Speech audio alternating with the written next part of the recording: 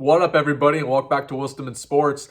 And in this video, we're just going to be breaking down everything the Huskers talked about at Big Ten Media Days today. So without further ado, let's get into it. If you like the content, you want to get updates about everything Husker football during the football year, we're going to have live streams, pregame, postgame analysis, everything going on. So please subscribe to the channel, but let's get into it. So Matt Rhule and 3 other players went down to Indianapolis and took questions, met with the press, and we're just going to go over basically everything that was said. So the 3 players, that being Jeff Sims, Ethan Piper, and Luke Reimer, went down. And, you know, I would expect Jeff Sims to go down. He's quarterback 1. I would expect Luke Reimer to go down. He's basically the captain on this defense. Ethan Piper's an interesting one. Very interesting. And Matt Rhule was very complimentary about Ethan Piper at Media Days. He was asked about him twice today. He said straight up, Ethan Piper is the hardest working player on the team, period. That's what he said. And I quote, said Ethan Piper's the hardest working guy on the team. He mentioned how, far he jumped along with his progress in 2021. In 2021, he was not a good offensive lineman. And then 2022 made a lot of progress at the end of the year. But he just said how hard he works. He's always first guy in the facility, last one out. And that's kind of speaks volumes. I think Ethan Piper now is a lock to start on this offensive line. So you're looking at Norton Newelli and Ethan Piper being your 2 starting guards.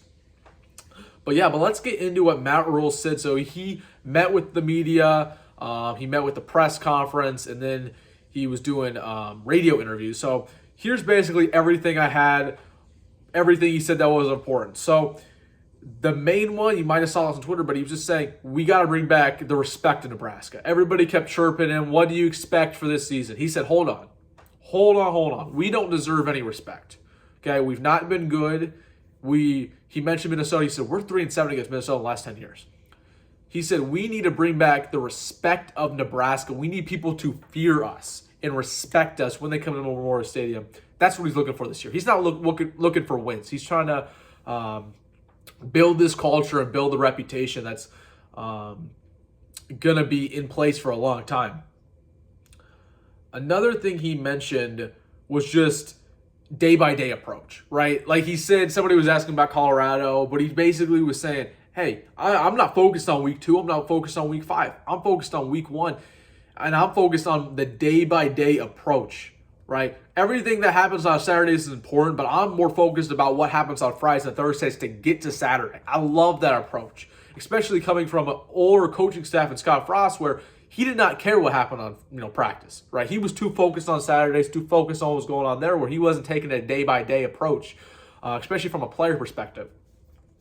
So I really think those 2 things are interesting. Matt Rhule I don't want to say Matt Rhule is not expecting to win a bunch of games this year, but Matt Rhule kind of said, hey, let's chillax with the expectations. He said people need to be patient. It's not going to fix itself in 1 year. Matt Rhule has never went to a program and fixed itself in 1 year. That's not the way he works. So he's kind of just, telling the fan base, he said, hey, we don't deserve respect right now, whether that's from our opponents or whether that's from our fan base. He said, we don't deserve respect. We need to build that respect. We need to earn that through what we do in practice and what we do on Saturdays. So he's just kind of saying, hey, let's chill down with the expectations. We're going to see how it goes, and then we're going to get this on track the way it needs to be. So other things he said was I really like this perspective. I think he said this, it might have been on 1620, but he basically said that everything he does is watched. And I love this perspective. Like he said at Baylor, he could suspend a guy who wasn't attending, breakfasts. And he said at Nebraska, I need to be more careful about these things because the fan base is so rabid where if he does that, everybody's going to make a big deal about it. That kid's going to be, plastered all over social media. He kind of needs to keep things under wraps a little bit. I think that's definitely a good perspective. A lot of times, I'm going to keep talking about Frost, but Frost would say things to the media, and if he was at, like Wyoming, if he was coaching at Wyoming, who would care? But because it was Nebraska and he'd say certain things and phrase it a certain way, everybody started freaking out about it. That's a good perspective from Matt Rhule. He understands he needs to watch his words, he needs to watch his actions, because if he makes a misstep, even if it's the correct move to do, he's gonna, face backlash, or the player's gonna face backlash, all that. And the media's gonna have a frenzy. So that's another thing that I really liked from Matt Rhule when he was sitting down with 1620, I believe. It might have been with the ticket. It might have been with him. So he was asked, I think he was asked by the ticket. He said, "What are some players who are just built-in leaders?" And he said, "The three guys I brought with me." But he mentioned Ty Robinson, who we heard a lot by other players as well. Ty Robinson's that guy. He's the leader. Nick Henrich, MJ Sherman, Cam Lenhart, the true freshman, and Roquan Buckley. So that is interesting that he name dropped those guys, especially Cam Lenhart, who we expect to play as a true freshman. He also, going back to the whole respect thing, he said, "I want a chip on our shoulder. Any piece of motivation, I'm feeding it to our players. Like we don't deserve to be in the top 25 polls. We need a chip on our shoulder to improve." Another guy he named kind of as a breakout player. So I think this was Sharp who asked him this, Gary Sharp, and he said, "What's a guy who people aren't expecting to break out but are going to break out?" And he dropped Isaiah Garcia-Castaneda, who we've been talking about all offseason. Matt Rhule especially, mentioned how hard he's working and how he played really well before he didn't play, the rest of the season for Nebraska last year. And then he mentioned John Bullock, who we've been talking about as well, potentially being a starting linebacker, taking Nick Henrich's job. That interesting that John Bullock's getting some more love. And really some more things that he mentioned. Really, it's a whole culture thing. He said how he's trying to build people more than he is players. Because what matters more at the end of the day is in 10 years and their playing career's over, or 20 years and their playing career's over, it's not going to matter who they are as players, it's going to matter who they are as people. And he keeps, going back to that and saying, hey, this is what's most important, is building a family, building a culture, and building people who, can take these skills that they learn under my coaching staff and apply them to the rest of their life. I really love that. And he just goes back to a brotherhood, kind of a fathership, though. Like, he said how everybody's, trying to, I think Trev Alberts said this as well. All these coaching staffs try to go in there and they try to be friends with their players, like Scott Frost. They try to be friends. They try to be buddy. That's not what players want, right? Trev Alberts was like, that's not what players want. Players want to be friends with each other. They want a father figure. They want to be led. And that's what Matt Rhule is kind of bringing to the table.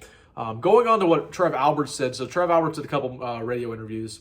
He was just very, very complimentary about Matt Rhule. Basically just said how Matt Rhule is a college football nut. When he first interviewed him, I think he said that Matt Rhule was the first interview he did when he was looking for head coaching, because Matt Rhule was fired really early in the year in the NFL.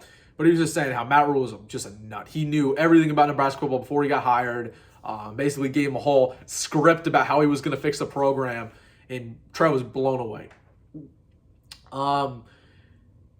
So I think it was the ticket who asked him this, Trev Alberts this. He basically, they were trying to lead him into an answer about comparing Frost to Matt Rhule, and Trev was like, no, I'm not going to compare the two. I got to show some respect. But he hinted this. He said, I got to watch my mouth, but here's the but. Discipline and accountability, you can see a lot of that in this Matt Rhule coaching staff. Interesting. And we know there was a lot of disciplinary issues with Scott Frost. There was a lot of accountability issues, especially when it comes to practice and people not showing up. There was a lot of issues there. So definitely interesting that Trev mentioned that. I think we already knew that was an issue, but the fact that he's kind of keep going and it keeps reiterating itself definitely is a good sign. And the last thing that Alberts mentioned that I thought was interesting, he kept going on about this culture, raving about it and what Matt Rhule's building, but he basically said, hey, this last semester, the spring semester, the first semester Matt Rhule was on campus, was the highest GPA the team has ever had. The Nebraska football team has ever had was the first semester Matt Rhule got on campus. That's unreal. That is a statistic that basically proves you, hey, what Matt Rhule's doing right now, it's working. It's working. He's building a culture. He's building people who are bought in. So that's awesome. So that's basically what Matt Rhule said and Trev Alberts said. Let's get into the players. So 3 players went down. Starting quarterback Jeff Sims, Ethan Piper, and Luke Reimer. Starting off with Jeff Sims, basically he kind of went off of what Rhule said. People are friends, not buddies. Meaning all the players, they aren't they aren't friends, besties. They're buddies, or excuse me, they're friends but not buddies, right? they're not best friends. So they're keeping each other accountable. That's basically what he was trying to get at, right? If the guy next to you is doing something wrong, you're going to let him know.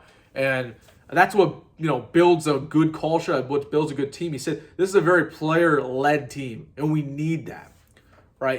It's good enough for coaches to do their job, but it's better to have players who act like coaches and act like the leaders, and to kind of pass that down like generation.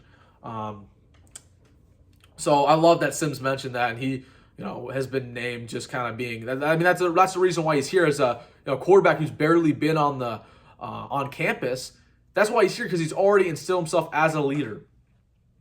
And Jeff Sims, I love hearing this, dude. I love hearing this. But I think so. They were asking about this in the BTN interview, and they were just kind of saying, "Hey, Jeff, describe yourself to people who might not be, familiar with your game, other Big Ten fans." And he's just saying, "I'm an elite quarterback. You might not see it now, but you will. I'm an elite thrower of the football, and I can make somebody miss with my legs." I mean, I love the confidence. You want to see that from a quarterback. You don't want him to say, "Oh, I got so much to prove. I'm not there, but I will be there." No. Like, as a quarterback, you need to kind of have that swagger, that cockiness, especially in the college game. I love that he thinks that. He needs to understand there is still more work to be done to get there, but I think he does understand that. I'm ready for him, man. I love that. I love to hear that from your starting quarterback. But really, everything else that Sims said was just kind of, he was very complimentary about Satterfield. He said Satterfield's doing a great job, loves the offense. He's a guy who cares about you, and that's what they keep saying about every single positional coach on the staff, that these guys care about him. So that's what Jeff Sims said. Going on to Ethan Piper. Ethan Piper was also very complimentary about Jeff Sims. He said Jeff Sims got on campus and they hit it off from the beginning. He hit it off with the entire O-line, and he said, I feel like I've known Jeff Sims my entire life. And he just said he's such a good player when it comes to building relationships, but he's just even a better person. Even a better person. I mean, that's exactly what we want to hear from your starting quarterback, that he's a better person, he's a player, but when it comes to being a player, he's a great player as well.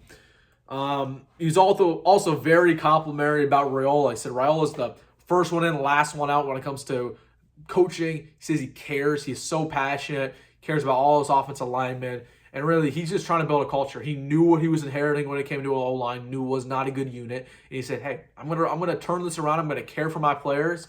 And you can already see it paying off. As of last year, the O-line really improved down the stretch. So you'll love to see that from Ethan Piper.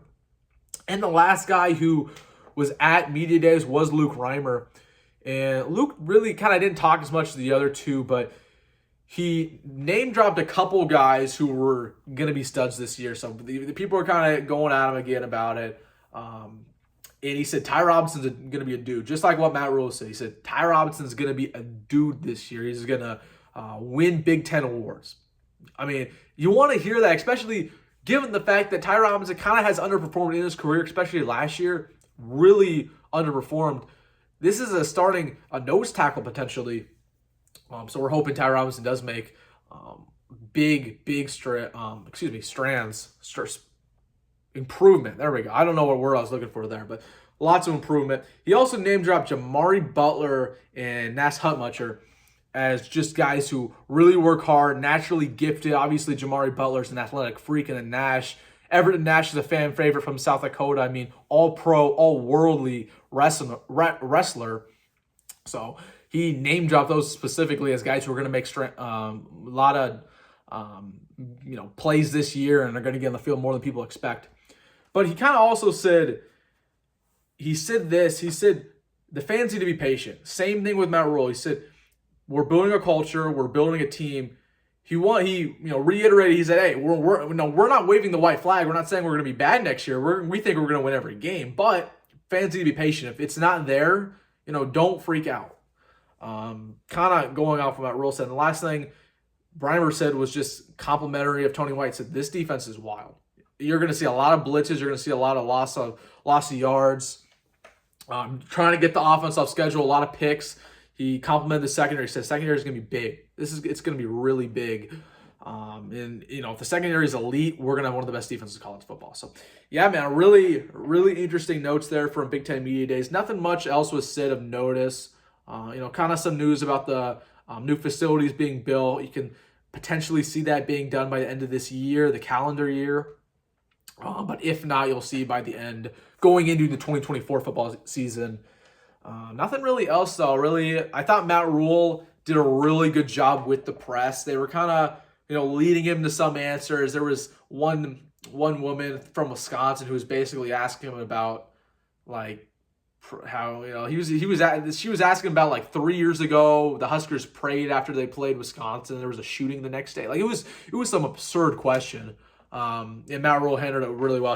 He's just media trained, man, and that's what you'd expect. Him being around the block as much as he has, whether that's with Temple and Baylor, and especially with Carolina, where he was getting hounded by reporters on a weekly basis. So he's media trained. We're not going to have issues like we did with Scott Frost, like we did with Bo Pelini, where he's just saying absurd comments. Right? We're not going to have that issue with Matt Rhule. Another thing that I thought was interesting with Matt Rhule when he was speaking with media, I don't think I've ever seen a coach light up as much as he did when he got questions from in-state media. Like, he'd get a question from somebody who wouldn't know, from, I'm just going to name drop Justin Schutte, right? Justin Schutte's kind of been everywhere, but he got a question from, didn't really know who Dustin was. He got a question from Sam McEwen, his face lights up. Oh, what up, Sam? Or we never really seen that, Scott Frost was not a fan of the Husker media. Same with Mike. So kind of interesting. He's on a better page of the Husker media. Just kind of a note, something to know. I don't know if it's really of importance, but I kind of thought that was interesting. So yeah, really, honestly, kind of a interesting Big Ten media days. Little anticlimactic. We had some fireworks the last couple of years because Frost would say some absurd crap, and we'd all have to defend him and all that. But Matt Rhule's he's like a politician. He says the right things. He is very articulate when speaking to the press, when speaking to people in interviews. So really like to see that. And honestly, I think the biggest storyline just was Ethan Piper going to Big Ten Media Days. I thought we would go into fall camp and have this conversation whether or not Ethan Piper would start. That's not going to be a conversation. That's not going to be a conversation. Ethan Piper will be a starting right guard. And yeah, so definitely a fun Big Ten Media Days. If you do enjoy the video, let me know if you have any other takeaway that you got. Also, let me know in the comment section below. Really love to hear from you. But as always, hit the subscribe button. We're going to have so much content pushing out. We're going to have live streams. I'm getting that ready for post-game analysis. So that's going to be the one place you want to go after games is on this channel. We're going to be breaking down everything that happens. Pre-game, post-game, recruiting news, everything on this channel. So please hit the subscribe button. It really helps me out. We're on the road to 500. And, of course, hit the like button if you do like the content. But as always, go Big Red, go Matt Rhule. See you on the next one.